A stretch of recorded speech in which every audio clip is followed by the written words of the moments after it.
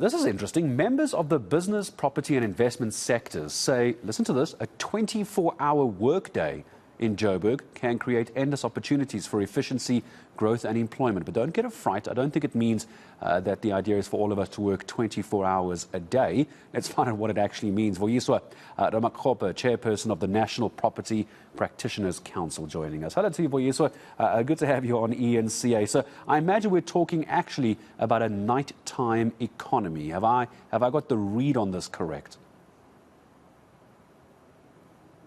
Yes, that's correct. And I think maybe just to give the viewers some comfort, it's certainly not a 24-hour work day that's being proposed, but rather a move towards a 24-hour city. And what that really means is about creating a city that is economically viable and economically vibrant and has bustling economic activity 24 hours a day. This is not unlike many of the large international cities that are similar to Johannesburg, and it provides us an opportunity to just rethink what this city can be, move towards a city that is viable 24 hours a day. And I'll tell you why I actually think it's quite a clever idea, because as you mentioned, the big cities around the world, you go to most European cities. I mean, I haven't been to most European cities, I've been to one or two, but one that stands out for me is New York, where you can go do your grocery shopping, you can go do your clothes shopping, school shopping, whatever you want, well after the ordinary work day. Because that seems to be the issue. People can't get out during the day because we've all got jobs, don't we?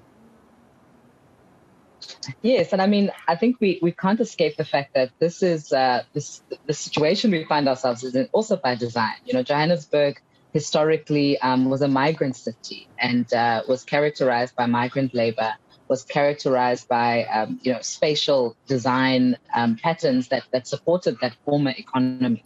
But for us to move towards a new phase of our city and a new phase of our country, we need to start thinking holistically about bringing people into the city, really bringing an inclusive city that has, that work, play, live theory or culture kind of embedded to the urban design and create that dynamic urban mix. You know, it's not just about replacing sort of corporate offices with residential buildings. Of course, that's one part of it.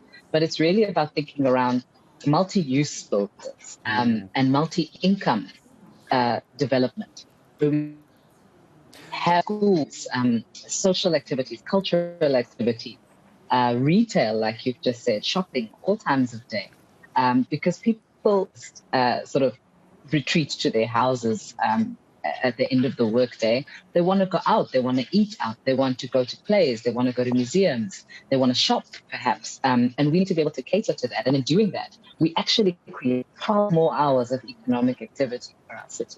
And when we talk about economic activity, I'm sure you're able to give me a sense, Vuyiswa, of how this could impact our unemployment rate in this country. Because if we double the working day in hours, that's essentially what this could be, from 12 hours to 24 hours a day, we could employ a lot more people as well. But one does have to wonder how sticky we're going to get when it comes to labor and the workforce and unions in our country. I understand I'm talking to you about properties, but there is that reality, isn't there?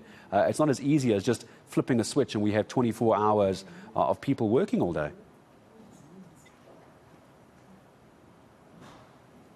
Yeah, absolutely. And I think where we're coming from is we're saying starts with the rethinking of the urban mix. It starts with that town planning and that urban development conversation. And when we move from there, you start to draw people into using the city differently.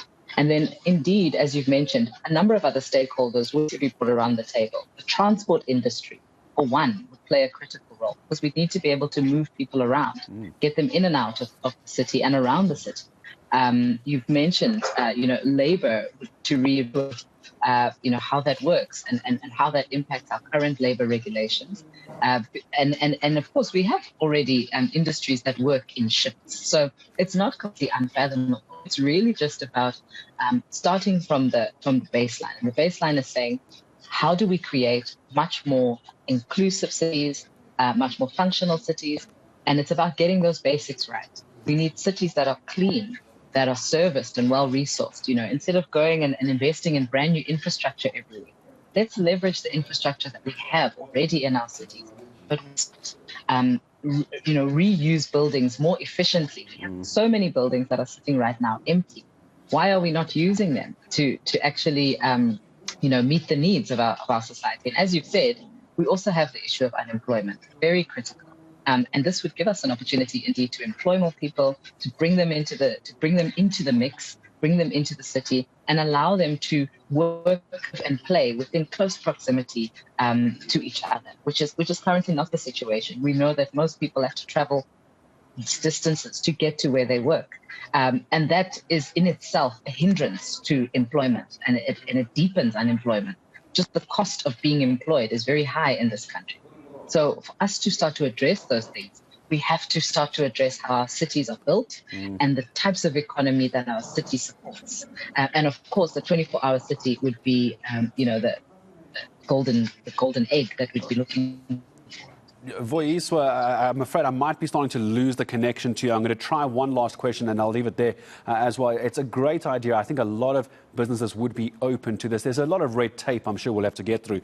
But where do you take this idea to now? Who are you talking to within, for example, the city of Johannesburg? Let's start there. Who do you talk to? Where do those engagements begin?